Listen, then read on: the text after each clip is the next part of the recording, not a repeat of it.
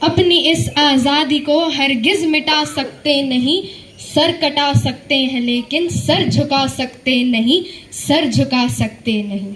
सुप्रभात। आदरणीय प्रधानाचार्य जी, उप प्रधानाचार्य जी, मुख्य अध्यापिका महोदया, सभी शिक्षक एवं शिक्षिकागण, आज के मुख्य अतिथिगण और मेरे प्रिय सहपाठियों, मैं आपकी प्यारी अविका चंद्रा, कक्षा 10वीं ए की छात्रा, आज आप सभी को भारतवर्ष के 79वें स्वतंत्रता दिवस की हार्दिक शुभकामनाएं देती हूँ। आज हम सभी यहाँ एक ऐतिहासिक दिन के अवसर पर एकत्रित हुए हैं। यह 15 अगस्त हम भारतीयों के लिए मात्र एक तारीख नहीं है, अपितु हमारे देश के स्वतंत्रता संग्राम के सफलतापूर्वक पूर्ण होने की वर्षगांठ है।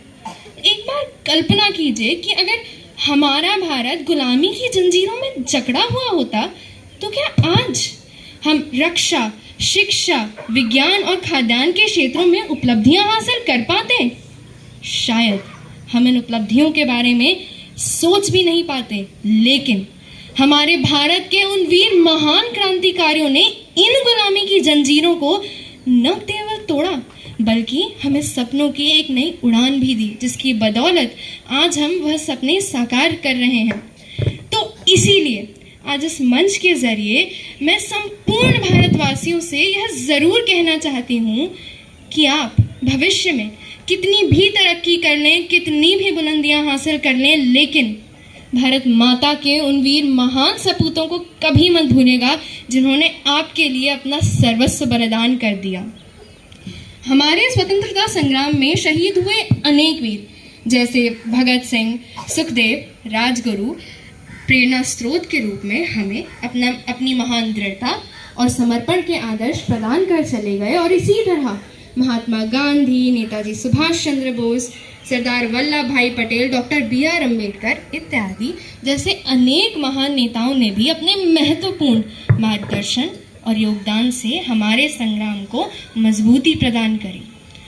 आज़ादी के तकरीबन 200 साल पहले से ही हम अंग्रेज़ों के अधीन थे। ब्रिटिश हुकूमत हम भारतवासियों का शोषण करके अपना व्यापार और प्रभुत्व चला रही थी, लेकिन ब्रिटिश हुकूमत का अत्याचार भला कोई कब तक सह सकता था? आखिरकार सन 1857 में वह दिन आ ही गया जब भारत के कुछ महान क्रांतिकारियों ने ब्रिटिश हुकूमत के खिलाफ विद्रोह कर दिया, जिसे आज हम भारत का प्रथम स्वतंत्रता संग्राम मानते हैं। भारत के पता नहीं कितने क्रांतिकारियों ने 1857 से लेकर 1947 के बीच स्वतंत्रता संग्राम के दौरान मातृभूमि की स्वाधीनता और रक्षा के लिए अपने प्राण तक भी न्यौछावर कर दिए। आखिरकार उनका दाग रंग लाया और ब्रिटिश हुकूमत को भारत छोड़ने पर मजबूर होना पड़ा। लेकिन स्वतंत्रता दिवस के इस महत्वपूर्ण प्रसंग पर हमें यह भी समझना चाहिए कि स्वतंत्रता का अर्थ है न केवल बाहरी बंधनों से मुक्ति, बल्कि अपनी मानसिकता में भी स्वतंत्र होना। तो हम अपनी सोच और कार्यों में भी स्वतंत्र होकर हमें अपने देश की सेवा करनी चाहिए। आज हमारा देश हर किसी क्षेत्र में उन्नति कर रहा है, चाहे वह दुश्मनों को मुंह तोड़ जवाब देना हो ऑपरेशन सिंदूर के द्वारा, या फिर Bharat small modular nuclear reactor बनाने की शुरुआत हो, स्वच्छता अभियान हो, या फिर मेक इन इंडिया से उद्योग जगत में स्वदेशी पहचान बनाना। आज मेरा भारत विश्व की तीसरी सबसे बड़ी अर्थव्यवस्था के में पहचाना जा रहा है, परंतु आज भी विकास के साथ साथ हमारे देश में कई चुनौतियों का सामना हो रहा है, जैसे आर्थिक, सामाजिक और राजनीतिक चुनौतियाँ।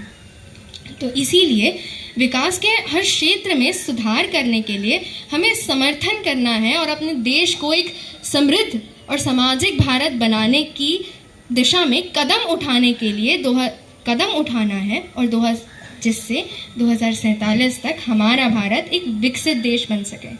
तो आइए आज हम सभी इस स्वतंत्रता दिवस के अवसर पर एक साथ आकर यह प्रतिज्ञा करते हैं कि हम अपने देश के विकास और समृद्धि के प्रति पूरी तरह से समर्पित रहेंगे। हमें अपने संकल्प को और मजबूत करने की आवश्यकता है और एक सशक्त और आत्मनिर्भर भारत की दिशा में प्रगति करने के लिए कड़ी मेहनत करनी है। तो अंत में दो पंक्तियों के माध्यम से मैं अपने भाषण को विराम देना चाहूँगी। आज़ादी की कभी शाम होने नहीं देंगे, शहीद कुर्बानी कभी बदनाम होने नहीं देंगे, बची हो जब तक एक बूंद भी लहू की, तब तक भारत माता का आंचल नीलाम होने नहीं देंगे, होने नहीं देंगे। धन्यवाद। भारत माता की जय। वंदे मातरम।